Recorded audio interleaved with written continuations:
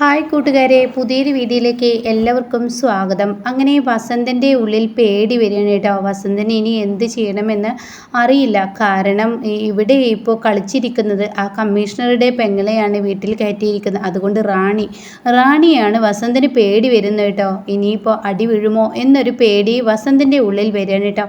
എന്നാൽ ഈ സമയം വസന്തൻ ബോധം കെട്ട് വീണത് കൊണ്ട് തന്നെ പ്രിയയെക്കുറിച്ച് കിട്ടിയ ആ വലിയ രഹസ്യമുണ്ടല്ലോ, അത് വസന്തന് അർജുനോട് പറയാനാവാതെ ബോധം കെട്ട് വീണിരിക്കുന്നു കേട്ടോ. അപ്പം ഈ സമയം വസന്തൻ്റെ ഈ വാക്കുകൾ കേട്ട് ഈ പ്രിയയെക്കുറിച്ച് എന്താണാവോ വസന്തേട്ട പറയാൻ ഒരുങ്ങിയത്. വസന്തേട്ട എനിക്ക് എന്ന് പറഞ്ഞ് മധു ഒരുപാട് തവണ വിളിച്ചെങ്കിലും കൂടി മധുവിൻ്റെ വിളിക്ക് വസന്തന് ഉത്തരം നൽകുന്നില്ല കേട്ടോ. വസന്ത അയ്യോ അമ്മേ ഇനി എന്ത് എന്നുള്ള പിച്ചിമ്പഴയും പറച്ചിലായിരിക്കും കേട്ടോ.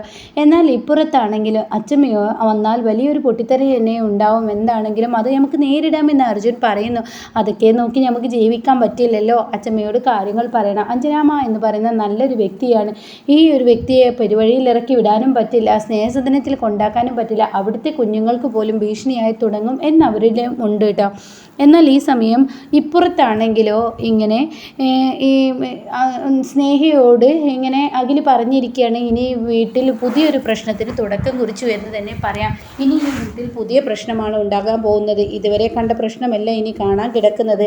ഇത് വെറുതെ തലവെച്ച് എടുത്തതുപോലെയായി എന്ന് പറയുമ്പോൾ മനുഷ്യത്വത്തിൻ്റെ പേരിൽ അല്ലാതെ ഞങ്ങൾ പ്രണയിച്ചു അതിലൊരു കുഞ്ഞുണ്ടാക്കി കൈവിട്ടതിൻ്റെ ആ പേരിലല്ല ഞങ്ങൾ ഈ സഹായം ചെയ്തിരിക്കുന്നത് എന്നൊക്കെ ആവർത്തിച്ച് പറയുമെങ്കിലും കൂടി ആ വാക്കുകൾക്ക് ആർക്കും വില കൊടുക്കാൻ കഴിയില്ല കേട്ടോ. എല്ലാവരുടെയും ഉള്ളിൽ വേവലാതിയാണ് വരുന്നത്. കാരണം എല്ലാവർക്കുള്ളിൽ പേടിയാണ് വരുന്നത്. വലിയൊരു ആപത്ത് തന്നെ ആ വീട്ടിൽ വരാനിരിക്കുന്നുണ്ട് എന്ന് അഖിലിനും മറ്റുള്ളവർക്കൊക്കെ തോന്നി തുടങ്ങുന്നു കേട്ടോ.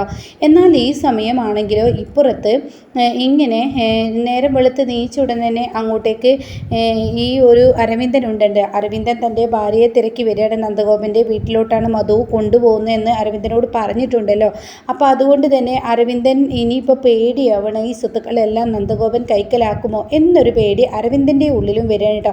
അപ്പോൾ അതുകൊണ്ട് ആ വീട്ടിൽ പ്രശ്നങ്ങൾ ഉണ്ടാക്കി കഴിഞ്ഞാൽ തീർച്ചയായും ഇതിനൊരു പരിഹാരം കണ്ടെത്താം എന്നാണ് അരവിന്ദൻ വിചാരിച്ചിരിക്കുന്നത് കേട്ടോ. അപ്പോൾ നേരം വെളുത്ത് അരുണിമയും ഇങ്ങനെ നന്ദഗോപനും ഇങ്ങനെ സംസാരിച്ചും കൊണ്ടിരിക്കുന്ന സമയത്താണ് അരവിന്ദൻ കള്ളം കുടിച്ച് ബെല്ലും ബ്രേക്കും ഇല്ലാതെ ആ ഒരു വരവ് വരുന്നത് കേട്ടോ. അപ്പോൾ ഈ സമയം ഈ നന്ദഗോപ നീ ഇല്ലടാ ഇവിടെ, നീ ഇല്ലേ എന്ന് പറഞ്ഞ് ആഞ്ഞ് വിളിച്ചും കൊണ്ടുള്ള ആ വിളി വരുന്നു കേട്ടോ. അപ്പോൾ ഇത് കേൾക്കുമ്പോൾ അവിടെ ഇങ്ങനെ ആരാണ് ഈ വരുന്നത് എന്നറിയാൻ വേണ്ടി അരുണിമ എത്തി നോക്കുകയാണ്. അപ്പോൾ ഈ സമയം നന്ദഗോപൻ അതാരാണ് എന്നറിയാൻ വേണ്ടി നന്ദഗോപനും ഇങ്ങനെ തിരിച്ച് നോക്കുന്നുണ്ട് കേട്ടോ. അപ്പോൾ ഇത് ആരാ നിങ്ങൾ മനസ്സിലായില്ലല്ലോ എന്ന് നന്ദഗോപൻ പറയുന്നു. ഇതാണ് അരവിന്ദൻ എന്ന് നന്ദഗോപനും അറിയില്ല.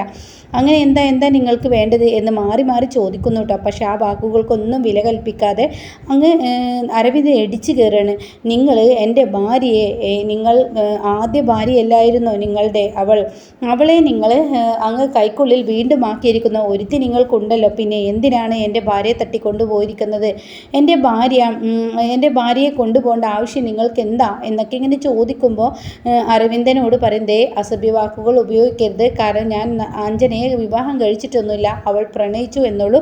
അപ്പോഴേക്കും ഇത് കേട്ട് അച്ചമ്മ വരികയാണ്. പിന്നീട് അച്ചമ്മക്ക് വാക്കുകളൊന്നും നോക്കാനില്ല. ആഹാ, അപ്പോൾ ആരും അറിയാതെ നീ അവളെ വിവാഹം ചെയ്തിട്ടുണ്ടോ? അമ്മേ, ഇവരുടെ വാക്കുകൾ കേട്ട് നിങ്ങൾ ഓരോന്ന് പറയാതമ്മേ, പിന്നെ ഞാൻ എന്ത് പറയണം? എൻ്റെ ഭാര്യയെ എനിക്കിപ്പോൾ കാണണം, എൻ്റെ ഭാര്യയെ എനിക്കിപ്പോൾ കിട്ടണം എന്നുള്ള ആ വാക്കുകളൊക്കെ പറയണം കേട്ടോ. അപ്പോൾ ഈ സമയം നന്ദഗോപനോട് പറയാണ്, പിന്നെ നന്ദഗോപൻ പറയാണ് അഞ്ജന ഇവിടെ വന്നു എന്നുള്ളത് സത്യം തന്നെ, പക്ഷേ അഞ്ജന പിന്നീട് എങ്ങോട്ടാണ് പോയതെന്ന് അറിയില്ല. അതൊന്നും നിങ്ങൾ പറയണ്ട. നിങ്ങൾ ആരും അറിയാതെ നിങ്ങളുടെ മകളും അനിയത്തിയും കൂടി ഒളിപ്പിച്ച് താമസിച്ചിട്ടുണ്ടാവും. നിങ്ങൾ ആദ്യ വിവാഹം കഴിച്ചവളാണല്ലോ അഞ്ജന എന്ന് പറയുമ്പോൾ അരുണിമ ുള്ളിലും ഒരു വേവലാതി വരുന്ന കേട്ടോ. അങ്ങനെ അരുണിമ നന്ദേട്ട എന്ന് പറയുമ്പോൾ നീ എന്തായാലും ഇപ്പോൾ ഇവനെ നിന്നെ പറ്റിച്ചത് കണ്ടില്ലേ എന്നുള്ള ആ വാക്കുകളൊക്കെ ഇങ്ങനെ പറയുമ്പോൾ ആകെ ടെൻഷനായി തുടങ്ങുകയാണ് കേട്ടോ. കാരണം അരുണിമയ്ക്ക് തൻ്റെ അമ്മ വന്നപ്പോൾ തന്നെ സ്വഭാവത്തിന് ഒരുപാട് മാറ്റങ്ങൾ വന്നിരിക്കുന്നു. നന്ദഗോപനെ നഷ്ടപ്പെടുമോ എന്നൊരു പേടി ഇങ്ങനെ വന്നു തുടങ്ങിയിരിക്കുന്നു കേട്ടോ. അപ്പോൾ ഈ സമയം ഇനിയിപ്പോൾ എൻ്റെ വീട്ടിലായിരിക്കുമോ അഞ്ജനയെ കൊണ്ടുപോയി താമസിപ്പിച്ചിട്ടുണ്ടാവും, എന്നാൽ അതിൻ്റെ സത്യാവസ്ഥ എനിക്കറിയണം എന്ന് പറഞ്ഞിട്ട് അച്ഛമ്മ അവിടെ നിന്നും ഇറങ്ങുകയാണ്. എന്നാൽ ഈ സമയം വസന്തൻ നേരം വെളുത്ത് ആ പിച്ചും വഴിയൊക്കെ മാറുകയാണ്. അങ്ങനെ വസന്തൻ പ്രിയയെക്കുറിച്ചുള്ള ആ വലിയ രഹസ്യം തന്നെ ഇനി അർജുനോട് പറയണം. എനിക്ക് കിട്ടിയ കടലാസ് തുണ്ടുകൾ അത് അർജുന് കാണിച്ചു കൊടുക്കണം. എന്നാലാണ് ഈ സത്യങ്ങൾ അറിയാൻ പറ്റുള്ളൂ. ഈ പ്രശ്നത്തിന് പെട്ടെന്ന് പരിഹാരം ഉണ്ടാക്കണം.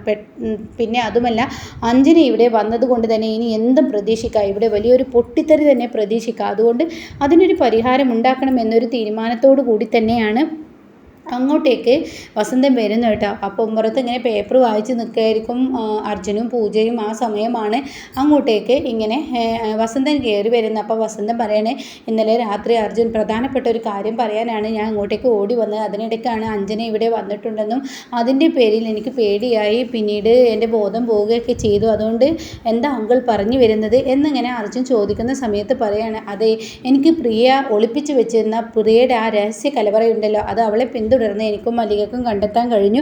അവളൊരു ചെടിച്ചട്ടിക്കുള്ളിലാണ് എല്ലാ രഹസ്യങ്ങളും ഒളിപ്പിച്ചിരിക്കുന്നത്. അവളുടെ കയ്യിൽ ഒരു മൊബൈലും അതുപോലെ തന്നെ വലിയ വലിയ രേഖകളുമുണ്ട്. അതിൽ പ്രധാനപ്പെട്ട രേഖകളാണ് അവളെ എടുത്ത് അവൾ മാറ്റുന്നുണ്ട്. എന്താ സംഭവം എന്ന് എനിക്കറിയില്ല, ഇതാ എന്ന് പറഞ്ഞിട്ട് അർജുൻ്റെ കയ്യിൽ കൊടുക്കുമ്പോൾ അർജുൻ്റെ സന്തോഷം കൊണ്ട് വാക്കുകളില്ല കേട്ടോ. അർജുൻ പറയണം, നോക്കട്ടെ, വസന്തങ്ങളിലെങ്കിലും അവളെക്കുറിച്ച് കുറച്ചെങ്കിലും തെളിവുകൾ കണ്ടെത്താൻ കഴിഞ്ഞല്ലോ, ഞാൻ നോക്കട്ടെ എന്ന് പറഞ്ഞ് അർജുനെ എടുത്തു നോക്കുകയാണ്. ഈ സമയം അർജുൻ ആ പേപ്പറുകൾ ഓരോന്നോരോന്നായി മറിച്ച് നോക്കുമ്പോൾ ആ പേപ്പറുകൾ എങ്ങനെ ജയിലിൽ കാണാനുള്ള ആ ഒരു ഇതുണ്ടല്ലോ, ജയിലിലെ വിസിറ്റേഴ്സ് പാസ്സാണ് കേട്ടോ അത് കാണിക്കുന്നത്. അപ്പോൾ ഇത് കാണുമ്പോൾ പ്രിയ ആരെ ജയിലിൽ കാണാൻ പോകുന്നു, ആരായിരിക്കും ജയിലിലെ വിസിറ്റർ എന്നറിയാൻ വേണ്ടിയിട്ട് അർജുന് ആകെ തത്രപ്പാടാവുകയാണ്. അപ്പോൾ വസന്തം പറയാണ്, പ്രിയ ഇനിയിപ്പോൾ ആരാണ് ജയിലുമായുള്ള ആ കണക്ഷനുള്ളത്, അത് ആരായിരിക്കും ആ പുതിയ വ്യക്തി, അത് നമുക്ക് എന്തായാലും അറിയണം. കമ്മീഷണർ ആണെങ്കിൽ കിരണിനെ അറിയാം, എന്നാൽ മറ്റുള്ളവരാണെങ്കിൽ കിരണിനെ അറിയാം. ഇപ്പോഴത് ആരായിരിക്കും എന്നുള്ള ആ ഒരു ടെൻഷൻ അർജുനുള്ളിൽ വരികയാണ്. അപ്പോഴേക്കും പൂജ പറയാൻ, നമുക്ക് പെട്ടെന്ന് ഷാനവാസിനെ വിളിച്ച് വിവരം പറയാം, അല്ലെങ്കിൽ കിരണിനെ വിളിച്ച് വിവരം പറയാം.